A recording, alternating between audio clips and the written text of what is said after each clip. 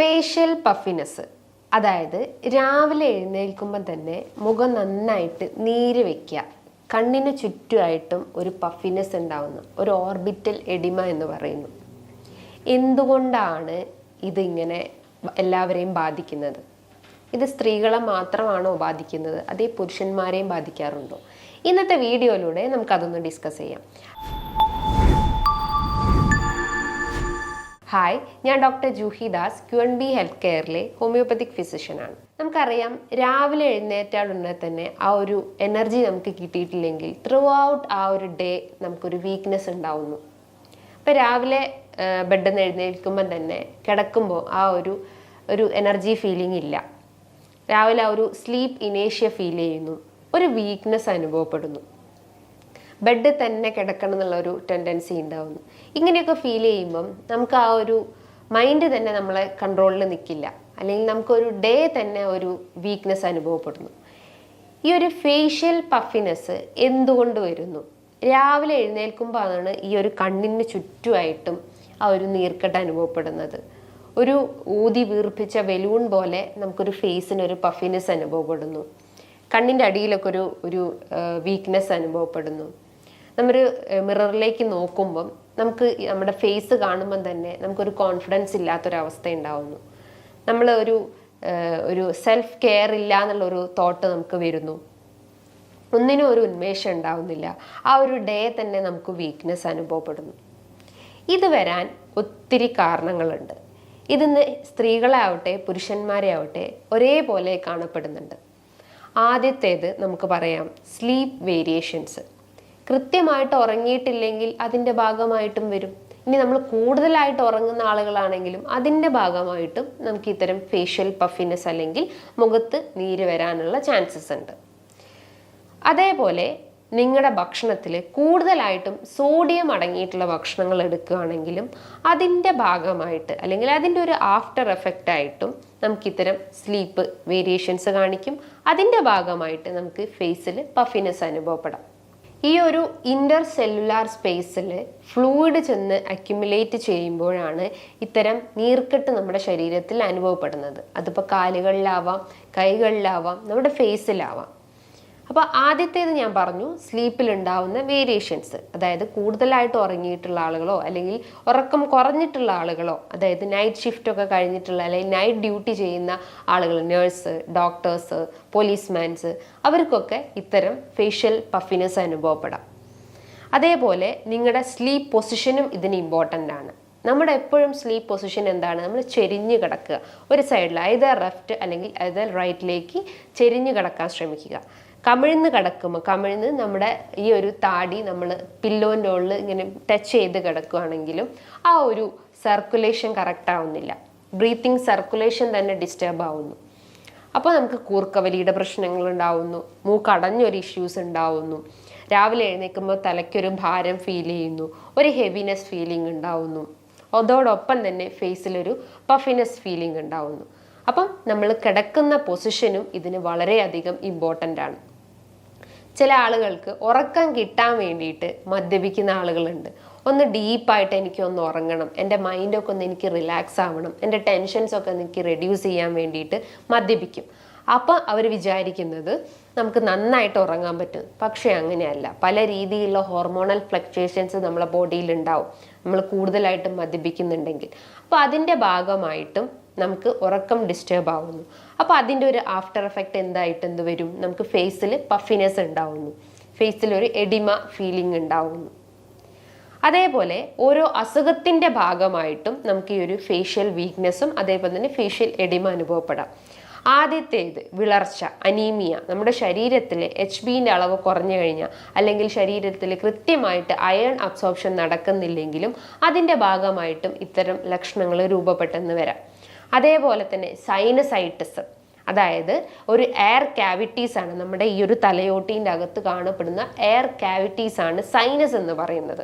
അതിൻ്റെ അകത്ത് മ്യൂക്കസ് കൂടുതലായിട്ടും ഡിപ്പോസിറ്റ് ചെയ്ത് കഴിഞ്ഞാൽ അല്ലെങ്കിൽ മ്യൂക്കസ് കൂടുതലായിട്ടും നിറഞ്ഞു കഴിഞ്ഞാൽ നമുക്ക് സൈനസൈറ്റിസ് ആവും, അതായത് ഇൻഫ്ലമേഷൻ ആവും. സൈനസിൽ ഇൻഫ്ലമേഷൻ വന്നു കഴിഞ്ഞാൽ അതിന് സൈനസൈറ്റിസ് എന്ന് പറയുന്നു. ഇടയ്ക്കിടയ്ക്ക് ഇൻഫെക്ഷൻസ് വരിക, അതായത് എസ്പെഷ്യലി അലർജി ടെൻഡൻസി ഉള്ള ബോഡി ആണെങ്കിൽ അതായത് IgE റേസ്ഡ് ആയിട്ടുള്ള കണ്ടീഷൻസ് ഒക്കെ ഉണ്ടാവും. അതായത് ഇടയ്ക്കിടയ്ക്ക് മൂക്കടയുക, മൂക്കുന്ന് ഒലിപ്പ് ഉണ്ടാവുന്നത്, തലവേദന, മൂക്കടഞ്ഞു പോകുന്ന അവസ്ഥ, തൊണ്ടയിൽ കൂടെ കഫ ഇറങ്ങി വരിക, ജലദോഷം അനുഭവപ്പെടുക. അതിൻ്റെ ഭാഗമായിട്ടും നമുക്ക് സ്ലീപ്പിൽ നല്ല രീതിയിൽ വേരിയേഷൻസ് കാണിക്കും. ഉറങ്ങാൻ പറ്റാത്തൊരവസ്ഥ ഉണ്ടാവുന്നു. അപ്പോൾ രാവിലെ എഴുന്നേൽക്കുമ്പം തന്നെ ഫേസിലൊരു പഫിനെസ് ഉണ്ടാവുന്നു, തടിച്ച് വീർത്തിരിക്കുന്ന ഒരു അവസ്ഥ ഉണ്ടാവുന്നു. അതോടൊപ്പം തന്നെ മൂക്കടഞ്ഞൊരു ഫീലിങ്ങും അനുഭവപ്പെടുന്നു. അപ്പോൾ അലർജിക് ടെൻഡൻസിയും ഇതിലേക്ക് ലീഡ് ചെയ്യാനുള്ള ഒരു ചാൻസസ് ഉണ്ട്. മറ്റൊരു പ്രധാനപ്പെട്ട ഒരു കാരണം എന്ന് പറയുന്നത് നിങ്ങളുടെ അമിതവണ്ണം. അതായത് നമ്മുടെ ഓരോ ബോഡി പാർട്സിലും കൊഴുപ്പ് ഡിപ്പോസിറ്റ് ചെയ്ത് കഴിഞ്ഞാൽ, അതായത് നമ്മൾ ഈ ഒരു നെക്ക് റീജിയൻസിലും അതേപോലെ തന്നെ ഓരോ തൊട ഇടുക്കിലുകളൊക്കെ ഇത്തരം കൊഴുപ്പ് ഡിപ്പോസിറ്റ് ചെയ്ത് കഴിഞ്ഞാലും അല്ലെങ്കിൽ അമിതവണ്ണത്തിൻ്റെ പ്രശ്നങ്ങളൊക്കെ ഉണ്ടെങ്കിലും അതിൻ്റെ ഭാഗമായിട്ടും ഇത്തരം വീക്ക്നെസ് അല്ലെങ്കിൽ ഫേഷ്യൽ പഫിനെസ് അനുഭവപ്പെടാനുള്ള ഒരു ചാൻസസ് ഉണ്ട്. അതേപോലെ നിങ്ങളെ ബോഡിക്ക് കൃത്യമായിട്ട് വർക്കൗട്ട് കൊടുത്തിട്ടില്ലെങ്കിൽ, ലാക്ക് ഓഫ് എക്സസൈസ് ആവട്ടെ, അതിൻ്റെ ഭാഗമായിട്ടും ഇത്തരം വീക്ക്നെസ്സും അതോടൊപ്പം തന്നെ ഈ ഒരു ഫേഷ്യൽ പഫിനെസ്സും നിങ്ങൾക്ക് അനുഭവപ്പെടാനുള്ള ചാൻസസ് വളരെ കൂടുതലാണ്. നിങ്ങൾ കഴിക്കുന്ന ഭക്ഷണ രീതികളാവട്ടെ, അതായത് കൂടുതലായിട്ടും സാൾട്ടി, സ്പൈസി, ഓയിലായിട്ടുള്ള ഭക്ഷണങ്ങളൊക്കെ രാത്രി കാലങ്ങളിൽ കൂടുതലായിട്ട് എടുക്കുകയാണെങ്കിലും നമുക്ക് ദഹനം കൃത്യമായിട്ട് നടക്കില്ല. അതായത് വയറ് സ്തംഭനം, വയറ് വീർക്കുന്നു, ഗ്യാസ് ട്രബിളിൻ്റെ ഇഷ്യൂസ് ഒക്കെ സ്റ്റാർട്ടപ്പ് ചെയ്യുന്നതാണ്. നമുക്ക് കൃത്യമായിട്ടൊരു ഉറക്കം കിട്ടുന്നില്ല, ഉറക്കം ടോട്ടലി ഡിസ്റ്റർബ് ആവുന്നു. അപ്പോൾ രാവിലെ എഴുന്നേൽക്കുമ്പം ഫേസിലൊരു പഫിനെസ്സും വീക്ക്നെസ്സും അനുഭവപ്പെടുന്നു. കിഡ്നി സംബന്ധമായിട്ടുള്ള എന്തെങ്കിലും ബുദ്ധിമുട്ടുകൾ ഉണ്ടെങ്കിൽ, കിഡ്നി സ്റ്റോൺ അല്ലെങ്കിൽ കിഡ്നി ഫെയിലിയർ പ്രശ്നങ്ങളൊക്കെ ഉള്ള ആളുകളിലും ഈ ഒരു ഫേഷ്യൽ പഫിനെസ് വളരെ കോമൺലി കണ്ടുവന്നിട്ടുണ്ട്. അതേപോലെ തന്നെ ഹൈപ്പോതൈറോയിഡിസം രോഗികളാവട്ടെ, അതായത് തൈറോയ്ഡ് ഹോർമോൺസ് കൃത്യമായിട്ട് ഉൽപ്പാദിപ്പിക്കുന്നില്ല, TSH ഹോർമോൺസ് കൂടുതലായിട്ടും സ്റ്റിമുലേറ്റ് ചെയ്യപ്പെടുന്നു, പകരം T3 T4 ഹോർമോൺസ് ആണെങ്കിൽ റെഡ്യൂസ്ഡ് ആയിക്കൊണ്ടിരിക്കുന്നു. അതിൻ്റെ ഭാഗമായിട്ടും ഈ ഒരു ഫേസിൽ ഒരു പഫിനെസ് ഉണ്ടാവുന്നു, കണ്ണിന് ചുറ്റും ഒരു ഡാർക്ക്നെസ് ഫീലിംഗ് ഉണ്ടാവുന്നു, കണ്ണിന് ചുറ്റും ഒരു ഭാരം ഫീൽ ചെയ്യുന്നു. അതോടൊപ്പം തന്നെ മെൻ്റലിയും ഫിസിക്കലിയും വീക്ക്നെസ് അനുഭവപ്പെടുന്നു. അപ്പം ഇത്തരം കാരണങ്ങളാണ് ഈ ഒരു ഫേഷ്യൽ പഫിനെസ് അല്ലെങ്കിൽ മുഖത്തുണ്ടാവുന്ന ഈ ഒരു നീർക്കെട്ടിലേക്ക് ലീഡ് ചെയ്യുന്നത്. അപ്പം നമ്മൾ ഇതിൽ എന്തൊക്കെ കാര്യങ്ങൾ ശ്രദ്ധിക്കണം? ഞാൻ പറഞ്ഞു, അമിതവണ്ണമാണ് ഇതിൻ്റെ ഒരു മെയിൻ റീസൺ എന്ന് പറയുന്നു. അപ്പം നമ്മൾ ബോഡി വെയിറ്റ് എപ്പോഴും കൺട്രോൾ ചെയ്യാൻ ശ്രമിക്കുക. അതിനെന്ത് ചെയ്യണം? നമ്മൾ നല്ല രീതിയിൽ വർക്കൗട്ട് ചെയ്യണം. ലാക്ക് ഓഫ് എക്സസൈസും ഇതിൻ്റെ ഒരു റീസൺസ് ആണെന്ന് പറഞ്ഞു. അപ്പോൾ എപ്പോഴും ബോഡി വർക്കൗട്ട് ചെയ്തുകൊണ്ടേയിരിക്കുക, ബോഡി എപ്പോഴും ഹീറ്റ് ചെയ്യുക, അതായത് സ്വെറ്റ് ചെയ്ത് പോയി കളയുക, അതായത് നമ്മുടെ ആ ഒരു കൊഴുപ്പിനെ കംപ്ലീറ്റ് ആയിട്ട് എനർജി ബേൺ ഔട്ട് ചെയ്യാൻ ശ്രമിക്കുക. കൃത്യമായിട്ട് ഉറങ്ങാൻ ശ്രമിക്കുക.